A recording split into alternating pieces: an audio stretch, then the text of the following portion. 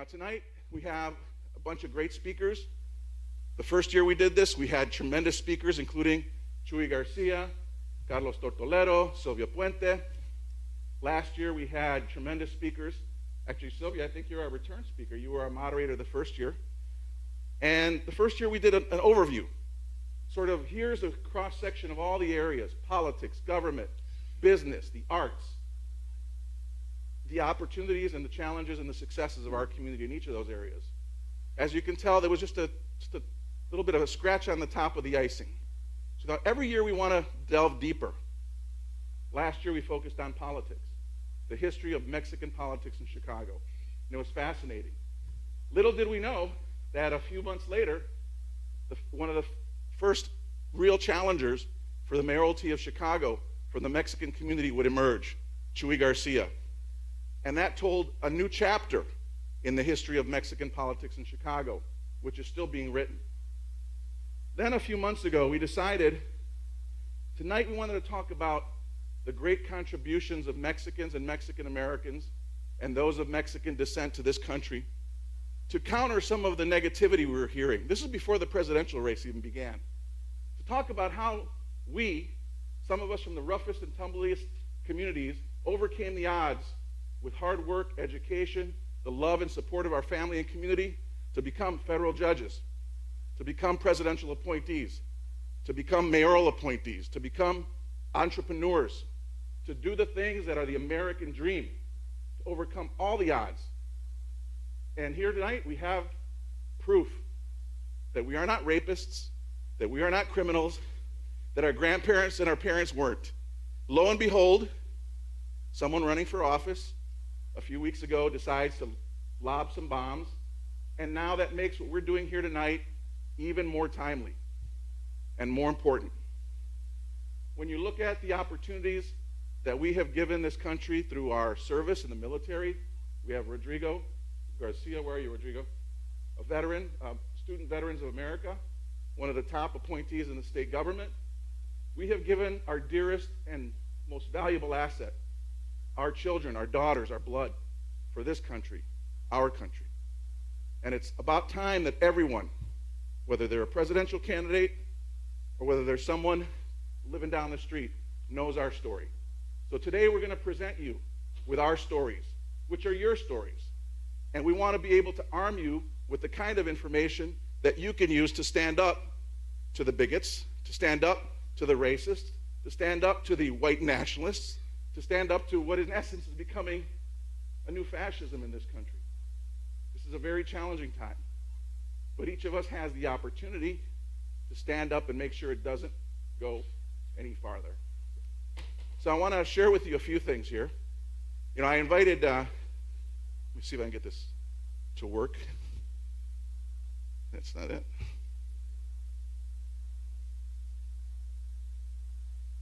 Actually, can I put this on? There we go. I invited Donald Trump to join us,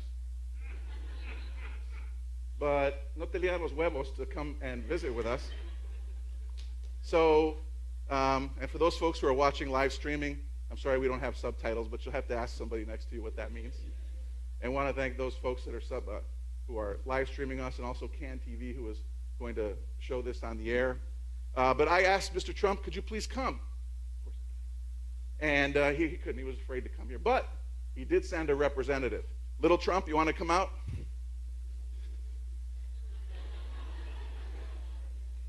This is Little Trump. Also known as Nez Castro Rioja, actor extraordinaire. As you may recall, every year for the last 3, this magic bag of tricks of mine has played an important role in what we're trying to do. The first year I pulled a lot of props out about my family's immigration to South Chicago and the steel mills in the southeast side. Last year it had the Star Wars theme with the t-shirts of Darth Vader coming out, and my other son Maximo was my helper then. But today I needed someone with a little extra bulk because there's going to be some heavy lifting here today. So Little Trump is here to help me. And, you know, Little Trump and I were trying to figure out what can we do to basically top what we've done in the last couple of years. I think next year I'm going to have to, you know, swallow swords fires or something like that in order to bring entertainment to you. But today we thought of one thing. We were going to sing a song. So Little Trump and I actually took a famous song.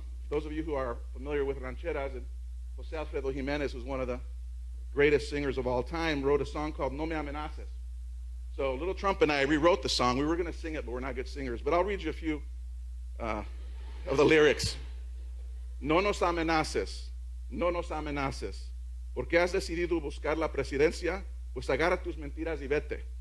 Pero no nos amenaces, no nos amenaces. Ya estás riquecito, entiendes lo que dices y sabes lo que haces. ¿Por qué estás que nos vas a correr y nos vas a correr y nos vas a correr? Estamos esperando tu derrota y esperando tu olvido. So those of you who know that song, but we decided we didn't want to sing the song because we're not good singers, but so we thought, what else could we do to entertain you and try to inform you at the same time? So Little Trump had another friend he brought with him.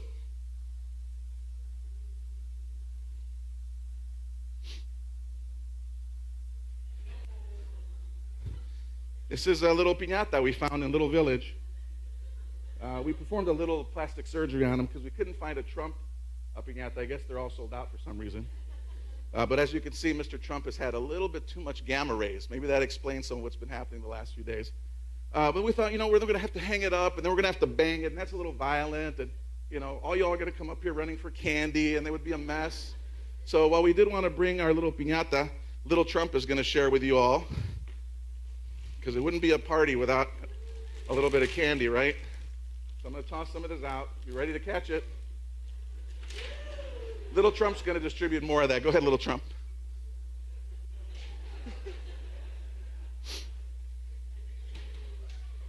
Don't hurt anybody, Little Trump.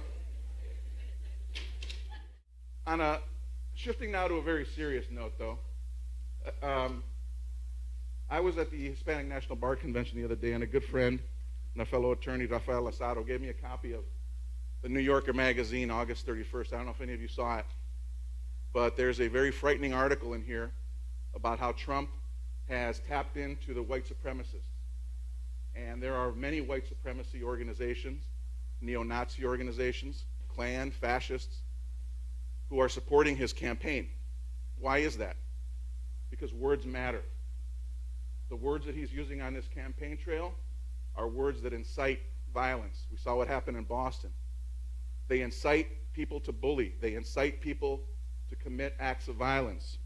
And when you have a presidential candidate, this is not a campaign statement. I would say this if you were a Democrat, Republican, Independent, Green Party, whatever it is, it's not about politics.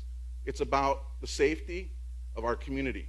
Because when this kind of language and these kinds of relationships become a reality in our politics, it leads to bad things. History shows us what happened in other countries. History shows us what happened in this country. It is not far beyond the realm of possibility that we could see some terrible things happening to Mexicans, Mexican Americans, and indeed immigrants if this kind of rhetoric and political policy moves forward. I'm going to share with you, I hope, some information about this relationship, because I think it's important for us to know as we learn today. Thank you, Little Trump. Let's give Little Trump a hand. Oh, Little Trump, could you give this to your dad? Some huevitos. Thanks. If this is allowed to continue in our political discourse, it has very tremendous negative ramifications. I was going to clip an audio here, but I'll just tell you what it was. NPR did an interesting story based on this. This is Fresh Air. I'm Terry Gross. When Donald Trump announced his candidacy, my guest Evan Osnos was reporting on extremist white rights groups. What he quickly discovered was that Trump's anti-immigration message was resonating with these groups. Osnos writes, quote, "Ever since the Tea Party's peak in 2010 and its fade, citizens on the American far right, patriot militias, border vigilantes, white supremacists, have searched for a standard bearer, and now they'd found him. In the past, white nationalists, as they call themselves, had described Trump as a Jew lover. but the new tone of his campaign was a revelation, unquote. Osnos's article about Trump's white nationalist support was recently published in The New Yorker, where he's a staff writer covering politics and foreign affairs. Osnos was based in Beijing covering China for 8 years. He returned to the U.S. 2 years ago. His book, Age of Ambition, Chasing Fortune, Truth, and Faith in the New China, won the 2014 National Book Award in Nonfiction. Let's start with a clip from Trump's June 16th speech announcing his candidacy. These comments about Mexicans are an example of what sparked the approval of many white nationalists. The U.S. has become a dumping ground for everybody else's problems. It's true. And these are the best and the finest. When Mexico sends its people, they're not sending their best. They're not sending you. They're not sending you. They're sending people that have lots of problems, and they're bringing those problems with us. They're bringing drugs, they're bringing crime, they're rapists, and some, I assume, are good people. But I speak to border guards, and they tell us what we're getting. Well, that was Donald Trump. Evan Osnos, welcome to Fresh Air. You were covering white nationalist groups at the time that Trump announced his candidacy. So when the groups that you were talking with, the groups that you were covering, heard what we just heard Trump say, what was the reaction they had? Well, this was the surprise for me, and I think it was a surprise to them too. When they heard Donald Trump talk about, as he put it, Mexico sending criminals across the border, as he said, there were rapists, they're bringing drugs, and so on. That concept, that image that he was generating, mapped very closely onto their ideas. And so 12 days after Donald Trump announced his candidacy, the Daily Stormer, which is the largest neo-Nazi news site in America, endorsed him for president. And it said to its readers, we generally do not take a position in politics. We don't think politics has anything for us, but Donald Trump is saying the right things. He's talking about things in a way that we agree with, and for that reason we're throwing our support behind him.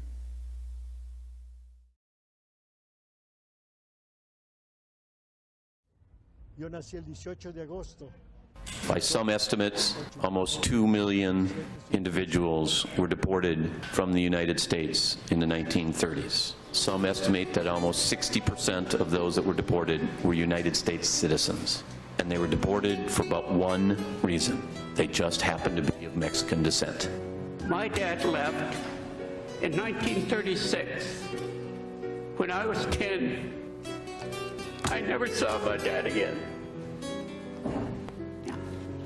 How is anybody going to compensate me for that loss? We need to examine this part of our history because it's unfortunately not very well known. And as the old saying goes, for those who do not know history are destined to repeat it. And we have to ensure that never, ever will this happen again. But unfortunately, we are always very close to the line of watching it happen again and again. This country is being invaded no less than if hordes of armed people came across its borders. This invasion is not armed, but they've got weapons. The weapons they use are their anchor babies. Un aspirante a senador anunció una descabellada propuesta, la de negarle la ciudadanía a los bebés nacidos en Estados Unidos de padres indocumentados. Most people, even all these guys that you mentioned that are now condemning what is going on, say nothing about what happened in the 1920s. Why? They don't know. They don't know. So I often tell my wife, one of the tragedies of being a historian is you know too damn much. You can never be happy if you're going to be a historian.